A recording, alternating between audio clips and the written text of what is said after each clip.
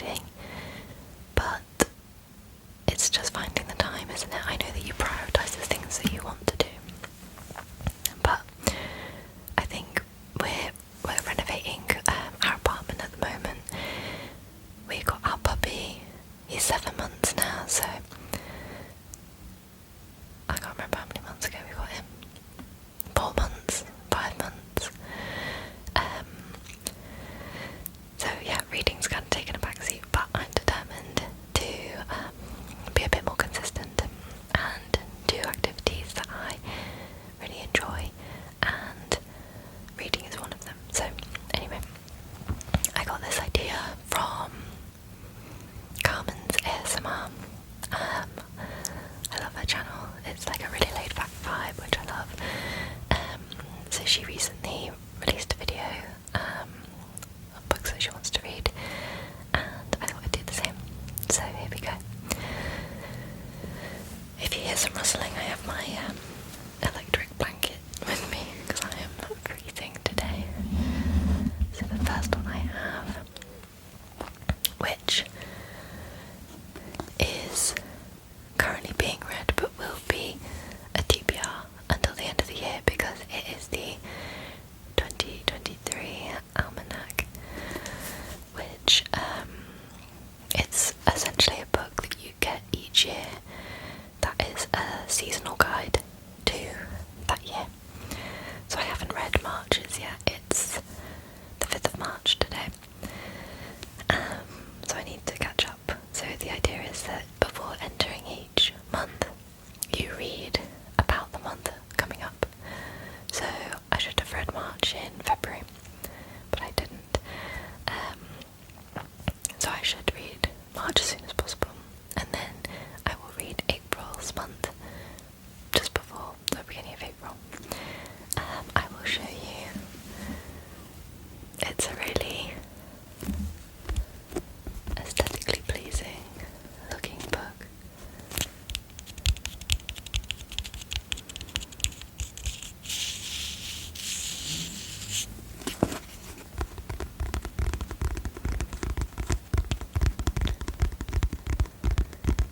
On the back it says, reconnect with the seasons in Britain and Ireland with this month-by-month guide to the world around us, including key dates, tide tables, and garden tasks, sunrises, moon phases, and the zodiac, folk song, seasonal recipes, the solar system, and more.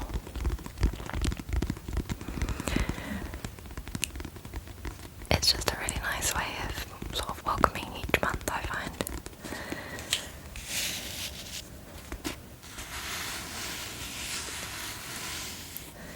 And then on the inside,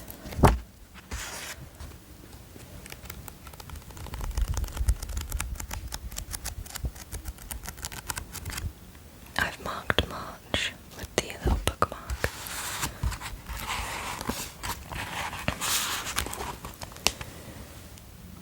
So that is the start of March. And within this chapter, there is the start of the meteorological spring,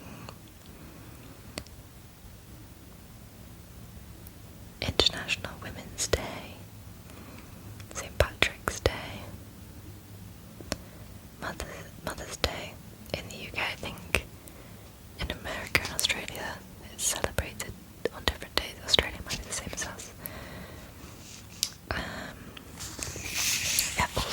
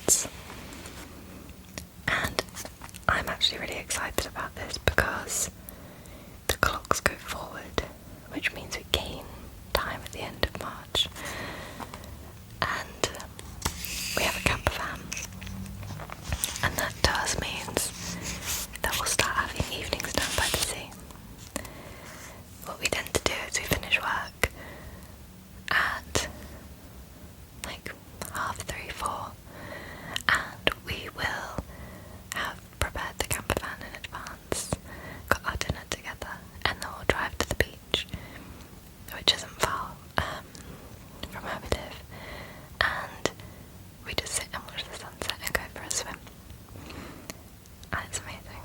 I can't wait. And then you have your Thai timetable, although that's the timetable for Dover. So we would have to look for where we are because we don't live in Dover. But anyway.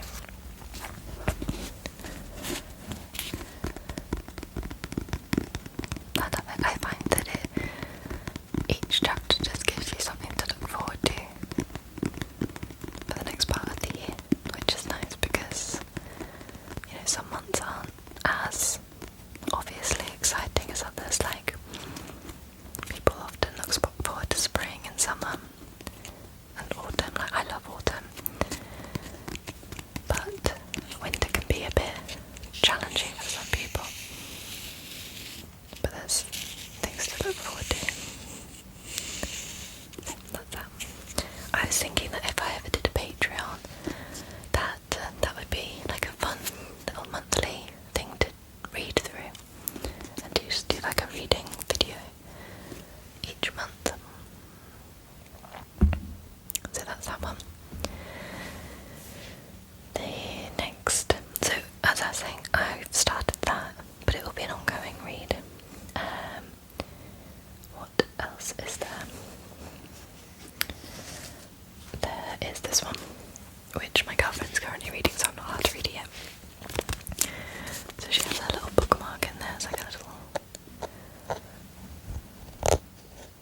silver star, metal star. And it is The Alchemist by Paulo Coelho. I think that's how you pronounce him. I think this one seemed to become popular over lockdown, but I still haven't read it. We got it a while ago, but I always tend to add more and more books to the pile to be read, more than seems to get read. I think that seems to be the same for everybody by the sounds of a lot of the book videos that I watch.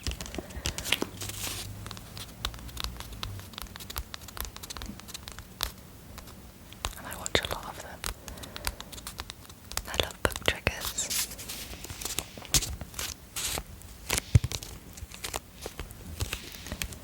On the back it just says, to realise one's destiny is a person's only obligation. Poetic. It says, The Alchemist charts the story of Santiago, a young shepherd boy in the hills of Andalusia, who believes that there is more to life than his humble home and flock. One day he finds the courage to follow his heart into distant lands, spurred on by the knowledge that he is following the right path, his own. The lessons he learns along the way are life-changing. This beautiful parable not only has the power to uncover long-buried dreams, it also inspires us to reach for them and live the life we have imagined. So,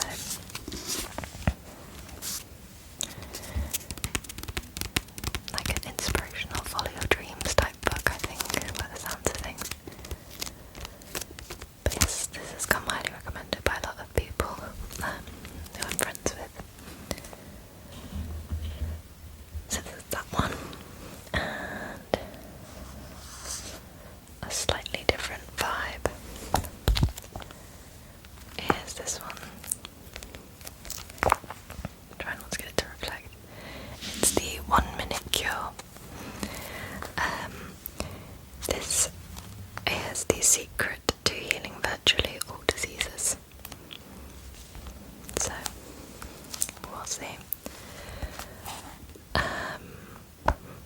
We got into reading these sorts of books after watching a few interesting documentaries, and my nana is Portuguese, well, she's Madeiran, and when I was growing up she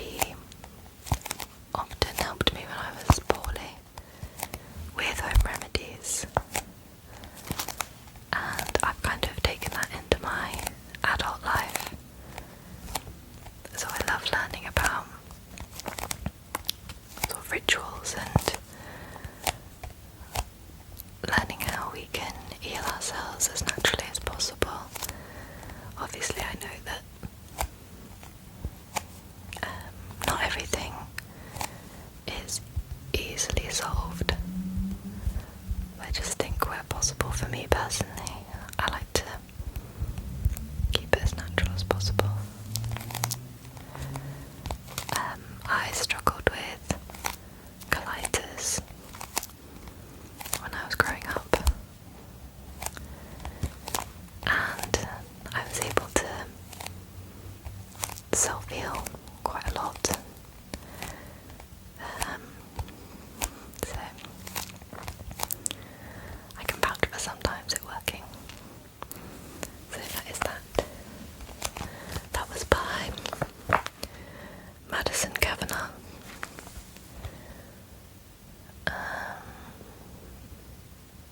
I'll let you know how that one goes.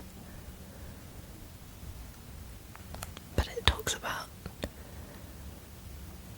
healing even minor conditions like colds and flu to life-threatening, incurable, and even terminal diseases. So, who knows? I don't know anything about the content of that book just yet. That's another one my girlfriend's on.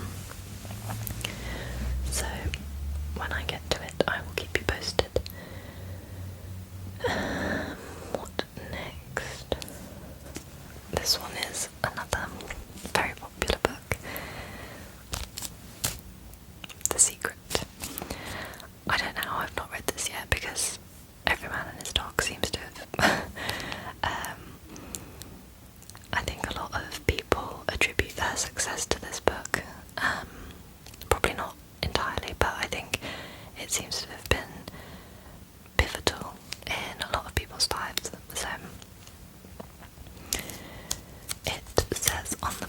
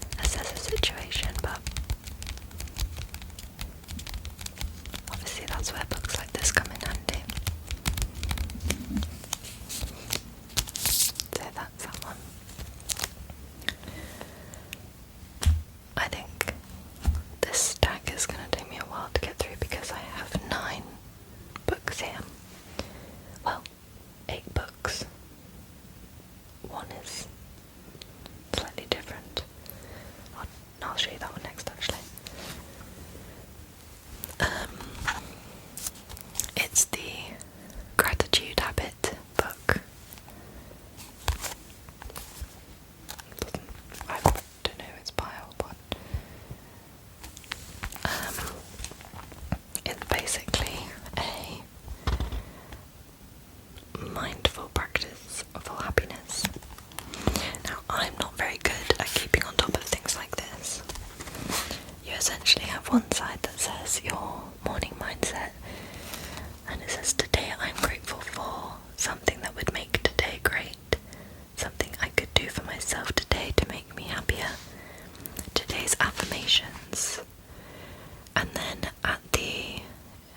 in the evening, you reflect on health, mental and emotional condition, connections, purpose, experiences, finances and development. And I guess the idea is that you try and improve on any that are low scoring, and where you think that things are high scoring, you're grateful for it. I'd love to be the type of person that felt this in religiously, but I just forget. So I should try and be better. So let's try. Where is this goal for tomorrow? It'll be fill in this journal. So next is surrounded by idiots.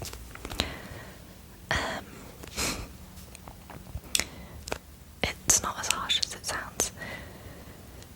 It says, this is by Thomas Erickson, and it basically looks at the 4 types of human behaviour, or how to understand those who cannot be understood. So it's a learning about people around you kind of book. And it says, have you ever ended up in an argument because you were misinterpreted? Has a colleague's total inability to see your point left you baffled? Or are you just tired of not being listened to? You are not alone. After a disastrous meeting with a successful entrepreneur who was convinced he was surrounded by idiots, communication expert Thomas Erickson dedicated himself to understanding how people function and why we often struggle to connect with others.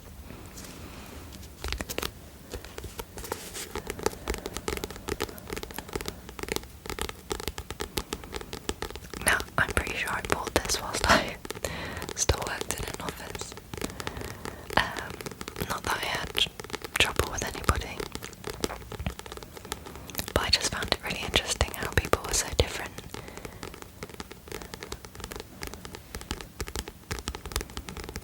And a lot of the time, you can be talking about the same topic, and people have such strong opinions, but they're all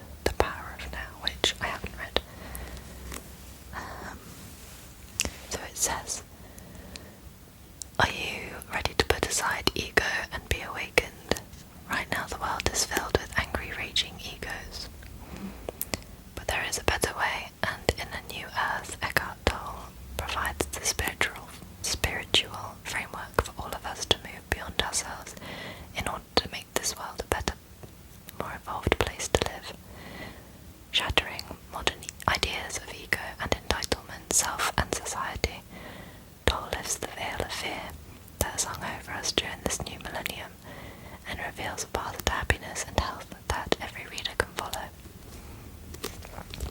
I actually really love the sound of this book. It was a gift, but it was a gift when I changed careers. So for me, it was kind of symbolic of what I was going through at the time. I was choosing to do a job that felt more in tune with who I felt I was. I'd worked in finance for 10 years, did a good job, got on really well with all my co-workers, was successful, but never felt like really, really happy or that I was achieving anything, even though I would do well. I just kind of thought that it didn't feel like it mattered. Whereas now, I get to work outside, I work with my partner, I just feel happier generally. So, I kind of had to let myself realise that I didn't have to do a traditional job or the job I was maybe expected to do, but do something that I wanted to do. So I guess in that sense, I had to put aside my ego of what I expected from myself and just do what I wanted to do instead. And I've felt very happy since making that decision, so. But yes, I haven't read it yet, obviously. I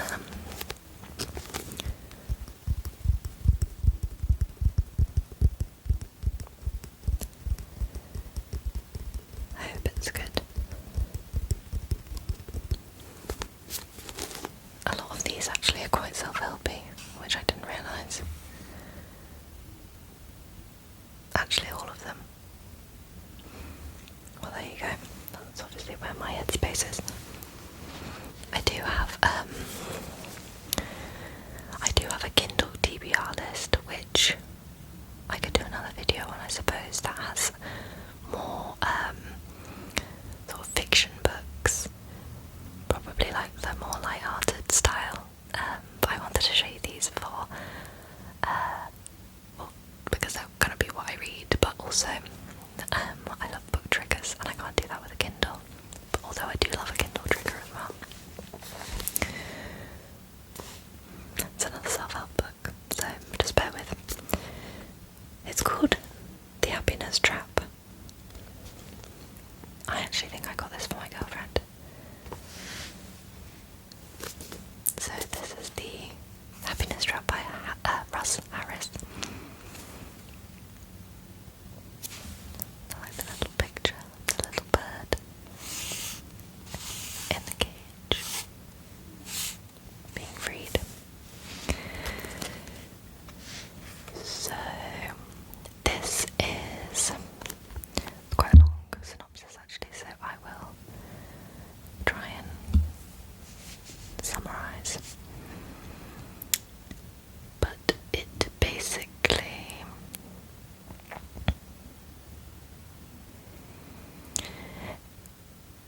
I think it is about acceptance,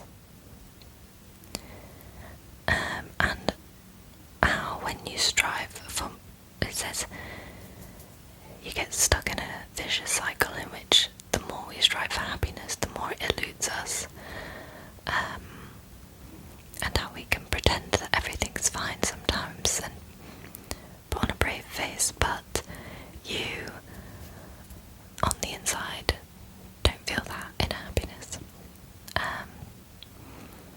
So it's mindfulness again, and it helps you use and identify the 6 principles of acceptance and commitment therapy, of which Russ Harris, the author, is world-renowned as a trainer in. I find books like this quite heavy sometimes, so that's probably one to read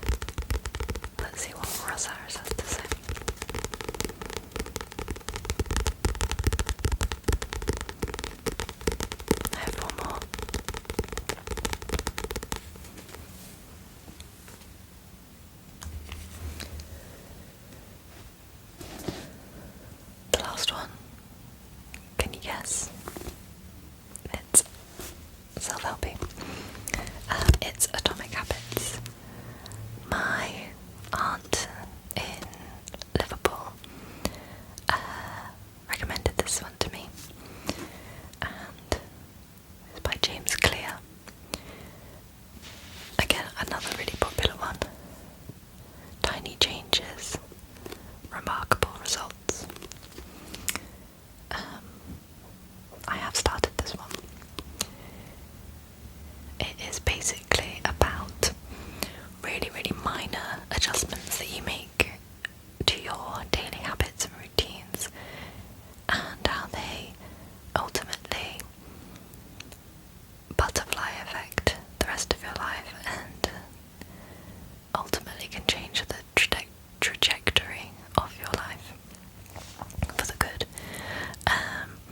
If I remember rightly, the parts I've read, there was a story that James Clear refers to, and I think it was the British cycling team, and they never did very well in the races, and he made the manager of the team, or the main trainer, made minor adjustments down to the clothes that the racers would wear, and just really things that